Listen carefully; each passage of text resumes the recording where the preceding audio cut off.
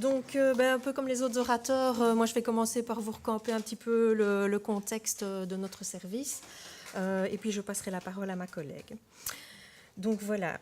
Donc aujourd'hui, on va vous parler donc de vol au-dessus d'un nid de coucou. Donc comment aider les parents toxicodépendants en situation de crise et ou de grande précarité à construire une relation sécurisante avec leurs enfants. Tout un programme. Donc notre centre, en fait, donc le centre Alpha a été créé en 1962. Nous, on a fêté nos 50 ans il y a quelques temps aussi.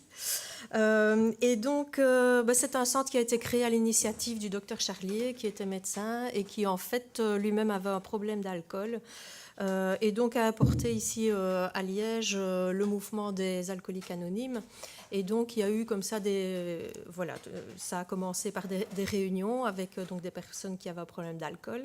Et puis en 75, le service est devenu sorte de santé mentale parce que il y avait l'idée de se professionnaliser et donc d'instaurer une équipe pluridisciplinaire et donc d'évoluer aussi dans la pratique de prise en charge des personnes dépendantes d'alcool. Alors notre équipe se compose de médecins, psychiatres, assistants sociaux, éducateurs. Il y a aussi tout le personnel administratif qui nous vient bien à l'aide pour tout ce qui est prise en charge d'accueil des patients. Alors au niveau des différents services, est-ce que là ça va? Oui. Donc, ce fameux service administratif, quand une personne s'adresse au centre Alpha, elle va le faire soit par téléphone, soit de se présenter à l'accueil. Et on a depuis quelques années aussi des personnes qui nous contactent par mail. Voilà, même si ce n'est pas encore très courant, mais ça arrive. Et donc, ces personnes sont accueillies par le service administratif qui va inscrire les personnes sur une liste d'attente. Alors pourquoi une liste d'attente? Parce que on est un petit peu victime de notre succès, mais aussi de la précarité de plus en plus grande, qui fait que les demandes augmentent aussi et qu'à un moment donné, pour garder une certaine qualité de travail, on a choisi d'instaurer une liste d'attente qui permet de prendre, un petit peu de désengorger par moment et d'orienter vers d'autres services quand nous, on n'a plus suffisamment de qualité à proposer aux personnes. Voilà, donc ça se discute en réunion d'équipe et donc chaque semaine, on ouvre ou on ferme ces listes d'attente en fonction des disponibilités que nous avons pour accueillir au mieux les demandes. Alors, nous avons le service prévention, donc voilà, qui a notamment fait un travail avec la maison familiale ici. Voilà, donc c'est un service qui va justement permettre aux professionnels et aux futurs professionnels de réfléchir à leurs pratiques autour des consommations d'alcool. Vous avez le service thérapeutique. Je vais assez vite parce que ce n'est pas le thème du jour, mais comme ça, je vous campe un petit peu les autres services. Donc, le service thérapeutique qui est le service de base, donc avec médecins, psychologues, psychiatres, assistants sociaux, où les personnes sont reçues aussi, toujours par un assistant social quand elles arrivent au centre Alpha. L'assistant social va être la personne de référence tout au long du parcours de la personne, ce qui veut dire que parfois on a des anciens, comme on les appelle, qui reviennent parfois après 5, 10, 15 ans, et donc ces personnes alors ne font pas la liste d'attente, youpi, et donc elles repassent directement chez le référent. Donc voilà, donc prise en charge, donc, comme je vous dis, sociale, psychiatrique, puisque santé mentale, et donc prise en charge des assuétudes. Alors, le service réduction des risques, qui est donc le service appelé plus communément accueil drogue, qui est donc décentré au niveau des locaux, donc qui est 2 rues derrière le centre Alpha, et donc où là c'est un comptoir d'échange de seringues, donc c'est un service de réduction des risques.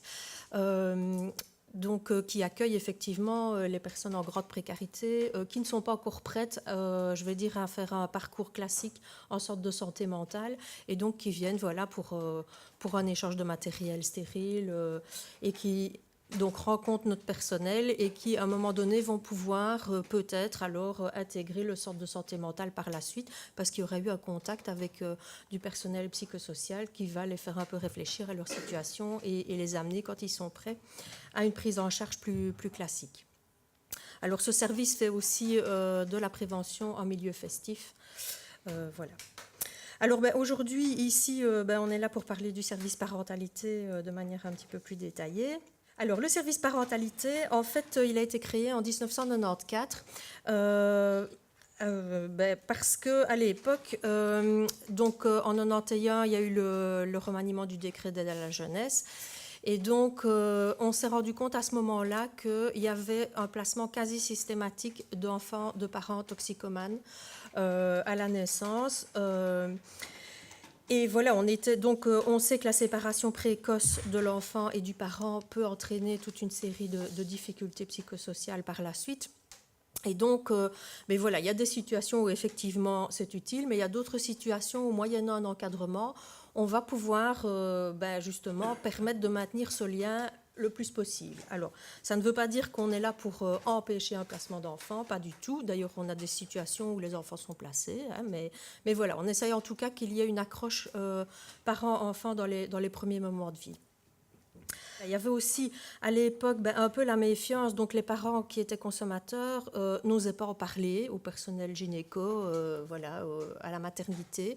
Et donc on se rendait compte qu'ils contactaient très tard les services en fait de maternité. Donc ça veut dire que parfois on était en fin de grossesse parce que ces mamans n'avaient pas osé dire mais je suis toxicomane, je vais accoucher, voilà. Donc des suivis de grossesse qui n'étaient pas toujours probants et donc voilà. Donc ça nous a fait un petit peu réfléchir tout ça. Et donc on a décidé de créer le service parentalité. Au niveau du public cible, donc on s'adresse donc aux parents futurs, aux parents et aux futurs parents qui sont consommateurs de produits, ainsi qu'à leurs enfants. Donc de 0 à 18 ans, ce qui correspond on n'a pas encore les chiffres forcément de cette année, mais pour l'année dernière, donc on avait 117 dossiers ouverts, donc ce qui représente 213 enfants. Donc, nos objectifs, c'est de favoriser les relations familiales harmonieuses en optimisant les compétences parentales et le développement psycho-médico-social des enfants de parents toxicodépendants. Alors, pour ce faire,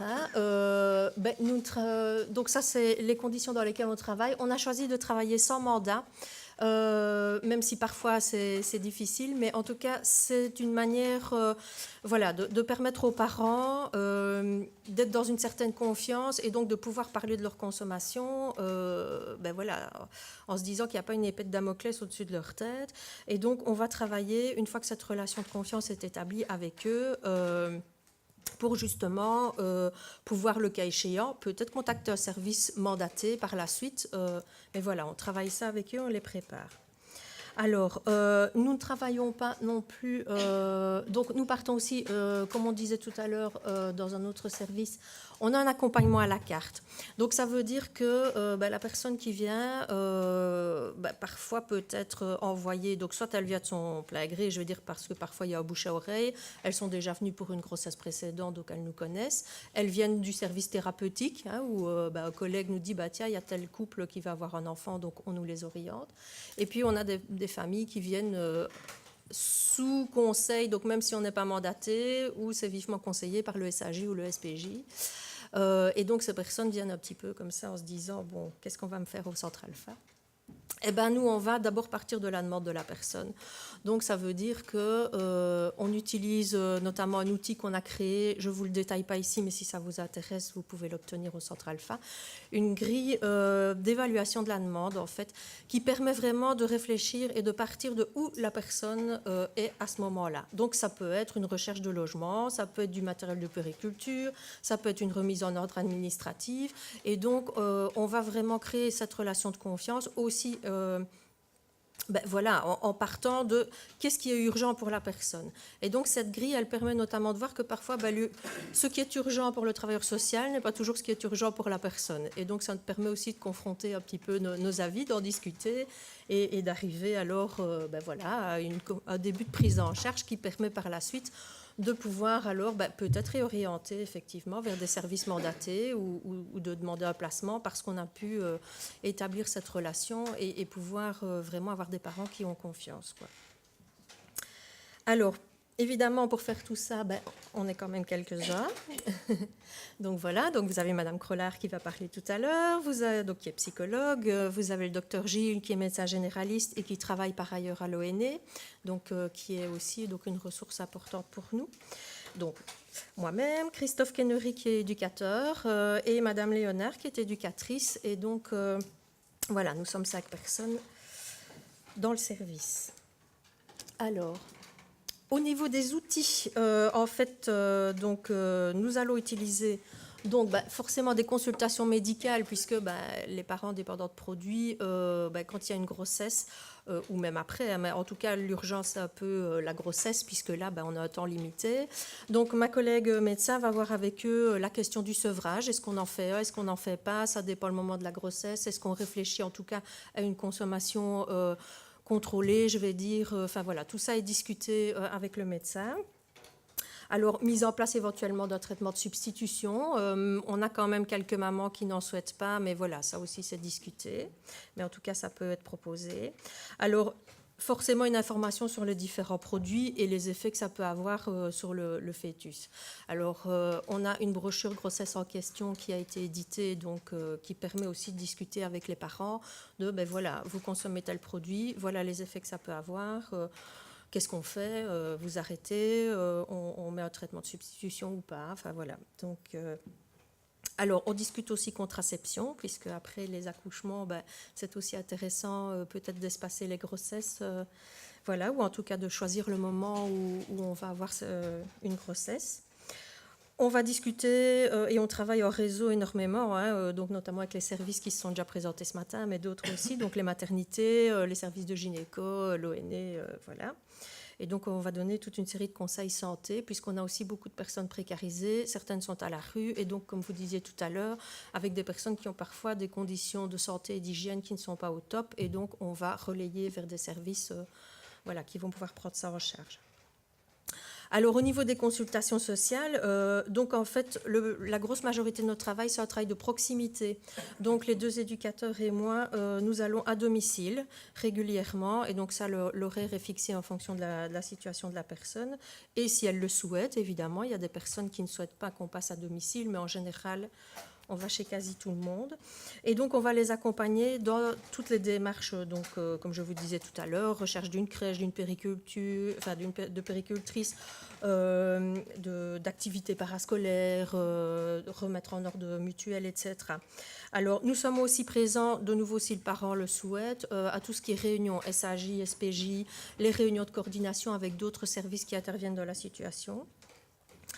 Et alors cette année, je veux dire, on est un peu en réflexion justement sur cette notion d'urgence et de précarité, parce que c'est vrai que nous, les situations se dégradent, j'ai envie de dire, mais pas forcément au niveau de la consommation, mais au niveau de la santé mentale et effectivement une plus grande précarité sociale, donc des difficultés à trouver un logement, des difficultés à boucler les fins de mois, et voilà, donc des choses qui dépassent la consommation, et donc on est un peu confronté à ça, et on travaille de plus en plus en duo. Donc avant on était des travailleurs, voilà, chacun avait sa famille de référence, maintenant on essaye vraiment d'aller le plus souvent possible à 2, parce que les situations sont très compliquées, et voilà, donc on a mis ça en place, on va voir ce que ça donne sur le long terme. Alors au niveau des consultations psychologiques, les personnes peuvent venir pour des entretiens individuels, de couple ou de famille au Centre Alpha.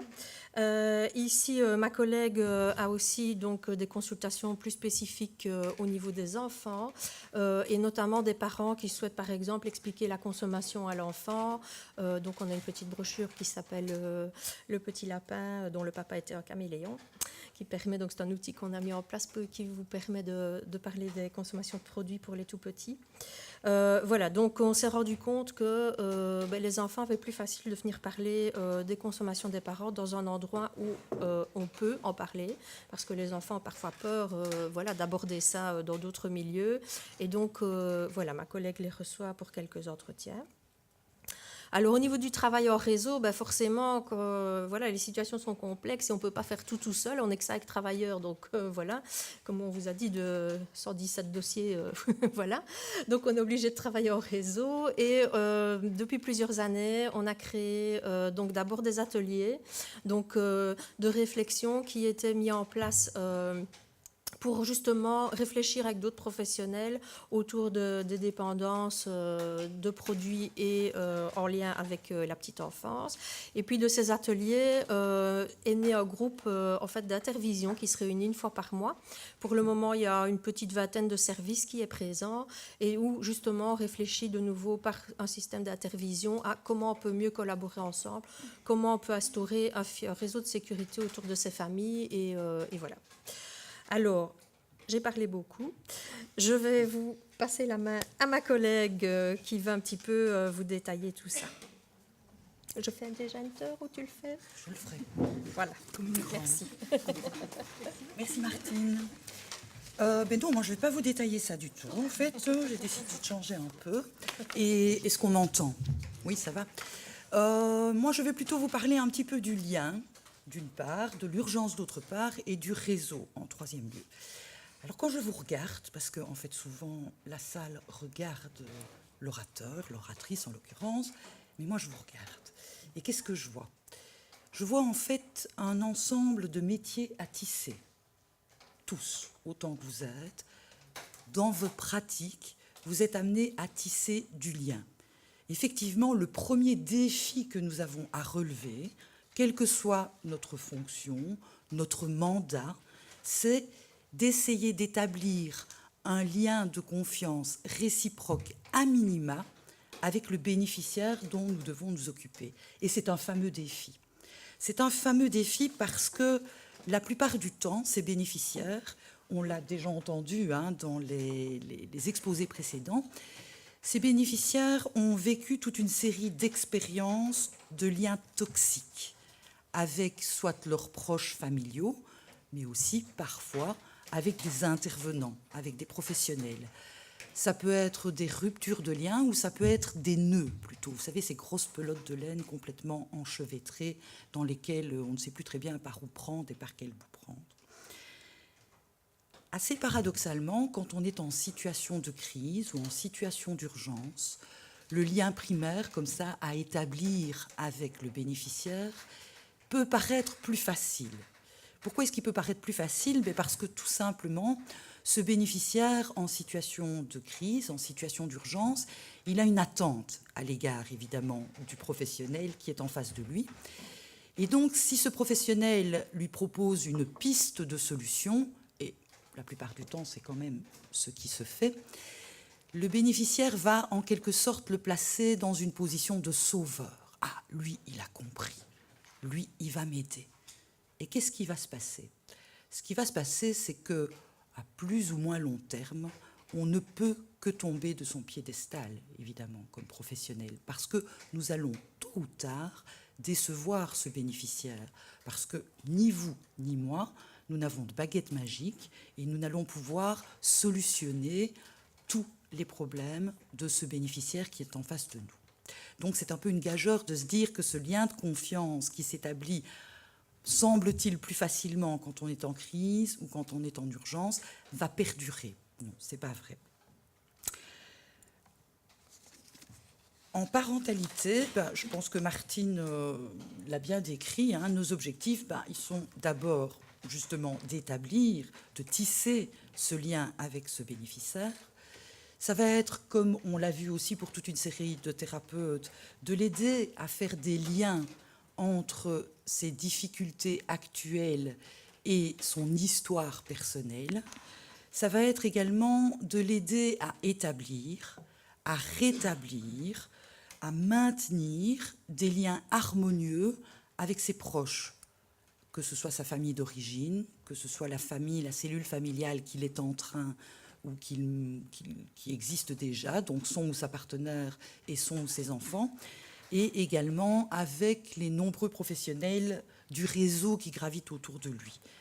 Ça va être parfois de l'aider à couper des liens qui sont des liens toxiques. Or, on en a parlé aussi déjà, je trouve, longuement dans les autres exposés. On constate tous que nous avons de plus en plus souvent affaire à des bénéficiaires qui ont des problématiques multiples et de plus en plus complexes. Tu viens de le dire, Martine, en parentalité, on le voit beaucoup aussi. je dirais qu'on parle de polytoxicomanie quand on travaille avec des personnes qui souffrent d'assuétude et qu'on pourrait parler à l'heure actuelle de polypaupérisation. C'est-à-dire qu'on a affaire effectivement avec des bénéficiaires qui sont de plus en plus dans des situations de grande précarité, tant matérielle que psychologique. Ce sont aussi des bénéficiaires qui arrivent souvent avec des situations, je vais dire, de crise chronique. Ils sont tout le temps en crise, ou dans des situations d'urgence à répétition. Ils sont perpétuellement avec une demande qui est très urgente. Donc il y a ces difficultés avec ces bénéficiaires où il y a effectivement complexification de la problématique. Mais par ailleurs, ce que l'on voit aussi en parentalité, c'est quand même que les configurations familiales sont également de plus en plus variées et de plus en plus complexes. Il n'y a qu'à voir les génogrammes. Moi, quand j'ai commencé en parentalité, une feuille A4 me suffisait souvent pour faire un génogramme. À l'heure actuelle, je dois souvent bricoler en collant plusieurs feuilles A4 pour arriver à faire un génogramme de cette configuration familiale du bénéficiaire que j'ai en face de moi. Et puis, il y a également complexification des réseaux. D'une part, il y a multiplication des réseaux. Et ça va être mon petit coup de gueule du jour. C'est que nos politiques ont tendance quand même à créer une obligation de mettre en place des réseaux en parallèle de ceux qui existent déjà. Parce que, bien entendu, nous avons attendu qu'ils pensent à mettre en place des réseaux pour travailler en réseau. Personne n'avait jamais travaillé en réseau avant. Mais ça complexifie quand même beaucoup les choses, parce qu'on se retrouve avec, comme ça, plusieurs réseaux qui travaillent un peu sur les mêmes problématiques, mais pas tout à fait. La plupart du temps, quand même, avec les mêmes bénéficiaires, il faut bien le dire, mais en le prenant sous des angles différents. Et je trouve que dans ce cadre-là, le tuilage dont parlait Julie et le travail du case manager, je trouve que ça doit être un travail de casse-tête plutôt que de case manager, effectivement. Alors, le travail, c'est là qu'on appuie sur la petite flèche, voilà. Je pense que ce qui est important, c'est de savoir, et là, ça va être quand même un deuxième petit coup de gueule aussi, je vous promets qu'après, j'arrête de pousser les coups de gueule, c'est que, contrairement à ce que nos politiques nous demandent de faire en matière de subsides, c'est-à-dire à saucissonner tous ceux qui font du travail clinique, et puis à saucissonner tous ceux qui font du travail de promotion de la santé, pour nous, le travail clinique et le travail de promotion de la santé, le travail en réseau large, élargi, c'est quelque chose de tout à fait indissociable. C'est indissociable parce qu'on va travailler autour de l'usager, à l'aider à établir des relations, comme je vous l'ai dit tout à l'heure, des liens sains, des liens solides, des liens harmonieux avec sa famille d'origine d'une part, avec son et sa partenaire, avec ses enfants. Donc ça, c'est vraiment le travail clinique, le travail transgénérationnel quelque part, mais on va également essayer que ça se passe le mieux possible dans les liens qu'il établit avec les différents intervenants qui gravitent autour de sa situation. Et alors je peux vous dire qu'en parentalité, il y a pléthore d'intervenants qui gravitent autour des situations, parce que vous avez déjà évidemment souvent, on l'a vu, plusieurs intervenants avec des mandats différents, des cadres différents, des fonctions différentes qui gravitent autour d'un usager adulte. Quand vous avez un enfant, vous multipliez par 10 le nombre d'usagers, le nombre d'intervenants qui vont graviter autour de la situation. Et ce que l'on voit, c'est qu'effectivement, les systèmes familiaux, je vous l'ai dit tout à l'heure, sont complexes, et donc l'usager navigue dans un système familial complexe, mais il va être amené à naviguer aussi dans un système d'intervenants qui est tout aussi complexe. Et on voit qu'il rejoue avec les intervenants les mêmes jeux relationnels qui, quelque part, existent préalablement dans sa famille. Donc c'est vraiment en ça que, pour nous, ces deux systèmes et ces deux types de travail, le travail clinique et le travail de réseau, le travail de promotion de la santé, sont tout à fait indissociables. Alors moi, je n'ai pas envie de repartir et de reparler des avantages du travail en réseau. Je pense qu'on en a beaucoup parlé et qu'on est quelque part tous convaincus de l'intérêt du travail en réseau. J'ai envie un petit peu de parler des écueils du travail en réseau. Alors, pour nous, quelque part, le travail en réseau, c'est essayer de créer, on en a parlé aussi plusieurs fois ici aujourd'hui, autour des bénéficiaires, en quelque sorte, un filet de sécurité. Et ce filet de sécurité, il faut essayer que les mailles ne soient pas trop larges. Moi, personnellement, je crois que j'aurais du mal à sauter dans un filet de pompier, hein, même s'il y a le feu, s'il y a des gros trous dedans. Et c'est un peu ça. Si les mailles du filet de sécurité que l'on crée avec le travail de réseau sont trop larges, c'est difficile pour le bénéficiaire d'être en confiance. Alors c'est quoi un filet de sécurité où les mailles sont trop larges? On en a parlé tout à l'heure, c'est un filet de sécurité où il n'y a pas une bonne coordination quelque part, une bonne concertation entre les divers intervenants, et chacun pense que cet aspect de la problématique est pris en charge par quelqu'un d'autre. Et puis il y a comme ça alors des gros trous qui restent dans ce filet de sécurité dont personne ne s'occupe, croyant chaque fois que quelqu'un d'autre va le faire. Maintenant, il ne faut pas non plus que ce filet de sécurité devienne quelque part un piège pour le bénéficiaire, soit trop serré, soit l'empêche de se mouvoir, l'entrave, le prive en quelque sorte de son autonomie. C'est-à-dire qu'on ne respecte pas son rythme, qu'on fasse passer nos attentes de professionnels avant les attentes des bénéficiaires. Tantôt, j'ai entendu plusieurs fois, effectivement, que c'est intéressant, on part de la demande de l'intéressé, et chaque fois, on se sent obligé de dire, aussi basique soit-elle, aussi petite soit-elle. Mais il n'y a pas de petite attente, hein. Il n'y a pas de petite demande, il n'y a pas de petits besoins. Ce qui est important, c'est effectivement de respecter ce besoin de cette personne qui est sur le même plan d'égalité que nous en termes d'être humain et de pouvoir essayer de voir en quoi on peut l'aider ou en quoi quelqu'un du réseau peut l'aider par rapport à cette attente particulière. Pas par rapport à celle que moi, psychologue, j'ai en tête à la suite du diplôme que j'ai ou des cours que j'ai suivis, quoi. Même si je peux réfléchir éventuellement au fait que, comme l'a dit Martine, on peut se trouver avec une idée que nous, on a de quelque chose qui pourrait aider le bénéficiaire, et lui a une autre idée. Là, on est dans un partenariat réel, on est dans un débat, on est dans une discussion, mais on va partir de sa demande à lui. Alors, ce filet de sécurité, il ne doit pas être non plus en fil barbelé. C'est assez inconfortable, hein. Fil barbelé, c'est quand ce filet de sécurité est tissé en quelque sorte de violence institutionnelle. Je pense au cas typique en parentalité où on se retrouve au SAJ ou au SPJ et où il est dit clairement à un parent, vous pourrez conserver votre enfant, alors déjà le terme conserver votre enfant, hein, si vous vous séparez de votre partenaire. Moi, je trouve que c'est une violence institutionnelle d'obliger quelqu'un à se séparer de son partenaire. Ce filet de sécurité, il ne faut pas non plus quand même qu'il soit trop confortable, hein, pour le bénéficiaire. Il ne faut pas que ça devienne un hamac duquel, quelque part, le bénéficiaire, il n'a pas du tout envie de sortir. C'est-à-dire qu'il ne faut pas créer une dépendance supplémentaire et tout faire à la place d'eux. Assister le bénéficiaire. Il est autonome et on est là effectivement pour tenter qu'il reste autonome. Ce filet de sécurité, il ne faut pas qu'il soit trop décousu non plus. C'est-à-dire qu'il y ait des doubles discours ou des doubles contraintes entre les services. Je vais prendre un cas typique en parentalité. C'est effectivement des discours différents entre le gynécologue, entre le pédiatre, entre le médecin traitant, entre l'ONE sur l'allaitement maternel sous méthadone. Oui, madame, surtout, il faut allaiter. C'est vraiment ce qui va vous aider à établir ce lien précoce avec votre bébé.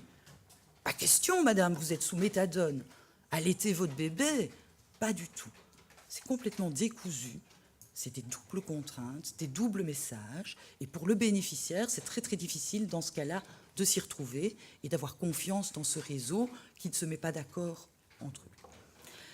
Enfin, ce filet de sécurité, il ne doit pas non plus se refermer sur les professionnels. Parce que je pense effectivement que parfois la pression du réseau ou la pression de nos pouvoirs subsidiants devient réellement quelque chose d'extrêmement difficile à vivre pour les professionnels. On a des attentes démesurées par rapport au cadre dans lequel ce professionnel peut évoluer, qui font qu'il n'est plus à même, dans ce cas-là, d'être confortable pour travailler dans le réseau. C'est important de penser un petit peu à nous aussi, parce que sinon, si on n'est pas un peu bien, nous, je pense qu'on ne va pas pouvoir aider non plus les autres. Alors, vous l'avez vu, je ne suis pas spécialiste en couture. Je pense que mes descriptions de filets de sécurité laissent peut-être un peu à désirer. Et donc, je n'ai pas de patron à vous délivrer, moi, par rapport au travail en réseau. Mais j'ai juste envie de partager 2 réflexions en conclusion avec vous. La première, c'est que, on l'a vu aussi au travers des exposés de ce matin, on est bien tous d'accord de dire que la trajectoire de soins, au sens large du terme, donc quels que soient les soignants, doit épouser au maximum la trajectoire de vie du bénéficiaire. Ce qu'on voit, nous, en parentalité, c'est que cette trajectoire de vie, elle est souvent en pointillé. Elle est rarement continue. En parentalité, notamment, ce sont des parents qui peuvent être présents et très adéquats quand ils sont présents. Ils disparaissent dans la nature, au sens propre ou au sens figuré. Puis ils reviennent. Ils sont à nouveau très adéquats avec l'enfant, très adéquats par rapport à ce que les intervenants attendent, et puis ils disparaissent dans la nature. C'est vraiment ce qu'on appelle un parcours en pointillé. Et donc, il est vraiment important de ne pas créer par nos interventions, nous justement professionnels, plus de discontinuité que ce qu'il n'y en a déjà dans ce parcours de vie. Et d'où je repointe ce que vous avez déjà dit, qui, moi, me paraît pouvoir éviter peut-être de créer plus de discontinuité, c'est l'importance d'avoir des travailleurs de référence. Moi, je pense qu'effectivement, c'est quelque chose d'essentiel. C'est de ne pas devoir comme ça passer sans cesse d'un intervenant à l'autre, d'établir un lien dans les 2 sens avec un intervenant de référence, qu'il soit case manager, qu'il soit thérapeute, qu'il soit effectivement le personnel infirmier, psychologue, ça peu importe, mais avoir un travailleur de référence. Ça permet justement d'essayer d'établir de la continuité, de la stabilité. Pour ça, il faut pouvoir évidemment avoir des équipes où il y a de la continuité, de la stabilité. J'avoue, c'est 3e petit coup de gueule par rapport aux politiques. Ça veut dire effectivement pouvoir effectuer du travail sur le long terme. Et là, je pense que le réseau est important parce qu'on a vu effectivement qu'il y a des services dans lesquels ils ont un mandat pour une durée déterminée. Il ne s'agit pas de demander à tous les services de travailler ad vitam aeternam avec les intervenants, mais de savoir que quand on est au bout de son mandat, on peut, par le tuilage très cher à Julie, mais je partage cette idée, on peut justement préparer la passation vers un autre service. Et c'est important qu'il y ait des services qui puissent effectivement, nous on a cette chance-là, intervenir quand le patient le souhaite, quand l'usager le souhaite, à quelque moment que ce soit de sa parentalité, sans avoir une fin, quelque part. Il peut venir, revenir 15 ans après, etc. C'est important de ne pas confondre, je vous l'ai dit tout à l'heure, nos objectifs et ceux du bénéficiaire. Et puis aussi, je pense que c'est important d'avoir des réunions d'évaluation avec les membres du réseau et le bénéficiaire régulièrement, et surtout de ne pas faire sauter les réunions d'évaluation quand tout va bien. C'est une tendance qu'on a tous dans nos agendas un peu surchargés, de se dire dans cette situation-là, tout va bien, on n'a justement pas besoin alors de se réunir. Et je pense que ça, c'est vraiment quelque chose qui, humainement, me pose problème. C'est pourquoi voir l'usager pour lui dire quand ça ne va pas et ne jamais le voir pour lui dire quand ça va bien. Et en parentalité, voir une famille avec un enfant pour toujours dire quand ça ne va pas et ne jamais prendre le temps de pouvoir mettre dans la tête de cet enfant que son parent peut être adéquat, je trouve ça vraiment une violence institutionnelle aussi. La deuxième, puis je vous assure que je conclus, la deuxième petite réflexion que j'ai envie de partager avec vous, c'est aussi qu'il me semble qu'au travers des exposés qu'on a eus ce matin, on voit qu'on est tous d'accord qu'il est important de respecter le rythme des bénéficiaires. OK. Comment est-ce qu'on fait quand on travaille en parentalité pour respecter le rythme des bénéficiaires, vu que nous avons comme bénéficiaires des adultes, et on l'a vu, qui ont souvent un parcours de vie chaotique, avec des rechutes, et qu'il est important, effectivement, de pouvoir respecter le rythme et ce parcours de vie, mais des enfants qui, eux, ont besoin de pouvoir trouver des figures d'attachement sécures, de pouvoir évoluer dans une certaine stabilité. Et je pense que c'est là-dedans que, justement, le travail de réseau prend dès lors tout son sens. tout son sens parce qu'il faut qu'il y ait des intervenants qui vont avoir comme mission d'accompagner plus le parent et de respecter son parcours de vie, et des intervenants qui vont plus se centrer sur l'enfant et sur ses besoins avec une temporalité qui est différente de celle du parent. Et quand tu disais tout à l'heure, Martine, qu'on travaille de plus en plus en duo, je trouve que dans les duos, on essaye aussi d'avoir justement un intervenant qui va un peu plus se centrer sur le parent et un intervenant qui va un peu plus se centrer sur l'enfant. Ça peut être fait au sein d'une même équipe, mais ça peut surtout être fait effectivement dans le réseau, en travaillant entre les intervenants de la petite enfance, de l'aide à la jeunesse et les intervenants qui s'occupent du monde adulte. Ça, c'est vraiment très important. Je pense aussi que c'est ce qui va permettre d'essayer que cet enfant puisse garder un lien avec son parent, avoir une relation harmonieuse avec son parent, d'essayer qu'il puisse y avoir établissement de ce fameux lien précoce maman-bébé dont on vous a parlé tout à l'heure. Et vraiment, ça montre qu'il faut pouvoir être créatif. Et je pense que cette créativité, elle s'accompagne justement de tout un travail de promotion de la santé qui est d'essayer de faire évoluer le regard de la société. Parce qu'on a des pistes de travail, par exemple dans des situations qui sont extrêmement précarisées, qui sont très complexes, qui sont très déstructurées. On se rend compte dans la pratique qu'une piste qui peut être intéressante pour les parents comme pour les enfants, c'est ce que je vais qualifier de coparentalité. C'est-à-dire que l'enfant vit à l'internat, vit en famille d'accueil, vit en maison d'hébergement, vit en famille élargie, mais il retourne de façon régulière, instituée, chez son parent, par exemple un week-end sur 2, la moitié des vacances scolaires, etc. Et là, on voit alors des enfants qui ne sont pas dans l'obligation d'idéaliser le parent manquant, qui, quelque part, peuvent prendre chez le parent tout ce qu'il y a à prendre, mais en pouvant bénéficier de la stabilité de ce que Boris Cyrulnik appellerait les tuteurs de résilience, bien évidemment.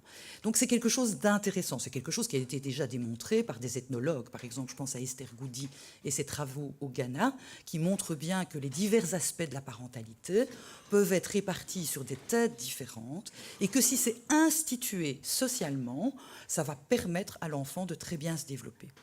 Le problème, c'est que, dans le décret d'aide à la jeunesse, et surtout dans son interprétation, et 2, au regard de la société, une coparentalité, lorsque c'est pour des raisons de santé mentale, de précarité, de toxicomanie, etc., c'est très mal vu. Alors que quelque part, lorsque des parents se séparent, et que l'enfant passe une partie du temps chez papa et l'autre partie du temps chez maman, jamais il ne viendrait à l'idée de qui que ce soit de dire que maman est une demi-maman ou papa un demi-papa.